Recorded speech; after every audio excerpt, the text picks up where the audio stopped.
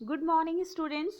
आज हम आपकी प्रथम इकाई परख हेतु दोहरान कार्य या पुनरावृत्ति कार्य करेंगे। ठीक है, इसमें कुछ मैं वेरी शॉर्ट क्वेश्चंस, कुछ शॉर्ट क्वेश्चंस और कुछ लॉन्ग क्वेश्चंस डिस्कस करूंगी ताकि आपको एक बार इसको रिवीजन कर लेना, तो आपकी एग्जाम में आपके लिए हेल्पफुल रहेगा। ठीक है, तो सबसे पहले कबीर कौन सी भक्ति धारा के कवि हैं? तो कबीर निर्गुण भक्ति धारा की। भक्ति धाराएं दो प्रकार की होती है, सगुण और निर्गुण। जो सूरदास है वो किस प्रकार की भक्ति धारा के? सगुण। तो कबीर कौन सी भक्ति धारा के कवि हैं? निर्गुण भक्ति धारा के। ठीक है, साखी का क्या अर्थ होता है? प्रत्यक्ष ज्ञान। कबीर की भाषा किस प्रकार की है? कबीर की भाषा पंचमेल खिचड़ी या सद्दू कड़ी उसे नाम दिया गया है। क्लियर? कबीर ने किसके महत्व प्रतिपादित किया है? तो कबीर ने गुरु के महत्व को प्रतिपादित किया है। अब मीठी वाणी बोलने से औरों को सुख और अपने तन को शीतलता कैसे प्राप्त होती है? तो मीठी वाणी बोलने वाले व्यक्तियों में अहंकार नहीं होता, मन शांत रहता है और दूसरे व्यक्ति भी उसके मधुर वचन सुनकर सुखी हो जाते हैं या उन्हें आनंद की प्राप्ति होती है। इस प्रकार उन्हें क्या होती है? शीतलता प्राप्त होती है। अब तुम बोलोगे मैम ये तो ऑब्जेक्टिव आएगा, फिर आप ये क्वेश्चंस क्यों करवा रहे हो? अरे भाई, आंसर याद पढ़ोगे तो तुम्हें समझ आ जाएगा ना कि किसका आंसर सही टिक होगा। क्लियर? क्या सही लगाना है। तो दीपक दिखाई देने पर अंधियारा कैसे मिट जाता है? जिस प्रकार दीपक अपनी रोशनी से चारों ओर उजाला फैला देता है, उसी प्रकार ज्ञान रूपी दीपक अपने आकाश से अज्ञान रूपी अंधकार को हर लेता है। ठीक है, इसलिए दीपक किसका प्रतीक है? ज्ञान का। ईश्वर कण कण में व्याप्त है, पर हम उसे क्यों नहीं देख पाते? क्यों नहीं देख पाते? तो उसमें कबीर ने उस समय किसका उदाहरण दिया है? हिरण का उदाहरण दिया है कि जिस प्रकार से जो कस्तूरी होती है वो हिरण की नाभि में होती है, परंतु वह अज्ञानवश उसे नहीं देख पाता, उसी प्रकार से व्यक्ति भी ईश्वर को अज्ञानवश नहीं देख पाता। क्लियर? अब देखो, संसार में सुखी व्यक्ति कौन है और दुखी कौन? तो कबीर ने क्या माना है? संसार में अज्ञानी और भोगी व्यक्ति सुखी है। जो ज्ञानी है वे दुनिया की स्थिति को देखकर दुखी है। सोना और जागना ज्ञान और अज्ञान दोनों के प्रतीक हैं। ठीक है, अपने स्वभाव को निर्मल रखने के लिए कबीर ने क्या उपाय बताया है?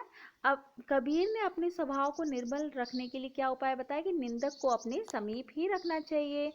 एक के अशिर पीऊ कपड़े सो पंडित हो। इस पंक्ति के माध्यम से कवि ईश्वर प्रेम के बारे में बताना चाहता है। उसका कहना है कि ईश्वर प्रेम से ही हमें ज्ञान और मुक्ति मिल सकती है।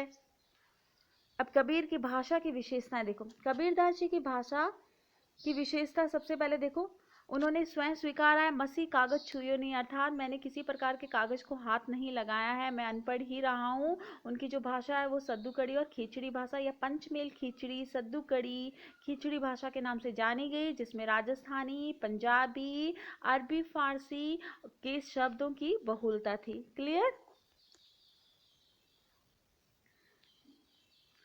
विरह भुवंगम मन तन बसे मंत्र न लागे कोई। कबीरदास जी ने विरह के महत्व को समझाते हुए कहा है कि जो विरह रूपी सर्प शरीर में अपना वास कर लेता है तो कोई भी मंत्र नहीं लगता है। ठीक है, क्योंकि विरह की इसी सर्वोच्च दशा के बाद ही ईश्वर के प्रेम की प्राप्ति होती है।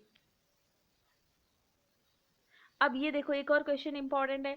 जब मैं था तब हरि नहीं, अब हरि है मैं नहीं। कबीरदास जी कहते हैं कि जब तक मेरे अंदर, मैं से यहाँ का क्या तात्पर्य? अहंकार की भावना से है ना। जब तक मेरे अंदर मैं की भावना थी, अहंकार की, तब तक मुझे हरि ईश्वर की प्राप्ति नहीं हुई थी। अब मेरे अंदर अहंकार समाप्त हो गया तो मुझ पर ईश्वर की कृपा हो गई। तब मैं था तब हरि नहीं, अब हरि है मैं नाही। अब अर्थात हरि है तो मैं नहीं हूँ। मैं नहीं मतलब अब मेरे में अहंकार नहीं है ना। चलो, इस तरह से आपका इस पार्ट का रिवीजन हो गया। अब हम दूसरा देखते हैं, और क्या है? हरिहर काका का देखते हैं, है ना। तो हरिहर काका, इस देखो हरिहर काका के कुछ क्वेश्चंस तो मैं आपको ऐसे ही बता देती हूँ। हरिहर काका में सबसे पहले है कि हरिहर काका जो पाठ हैं उसके रचयिता कौन है? तो उसके रचयिता कौन है? मिथिलेश्वर है। ठीक है, आप सबको पता है ना कि उसके रचयिता कौन है? मिथिलेश्वर है।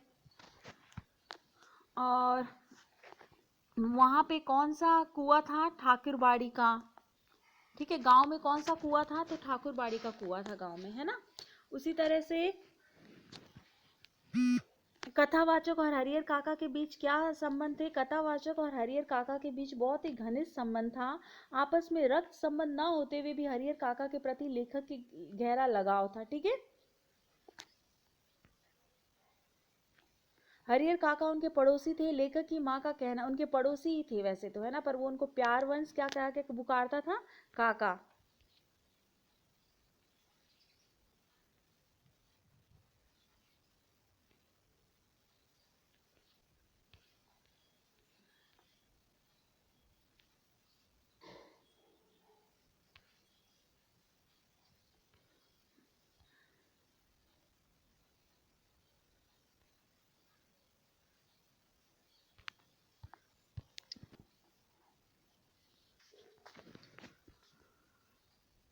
मेरी क्या मुसीबत है,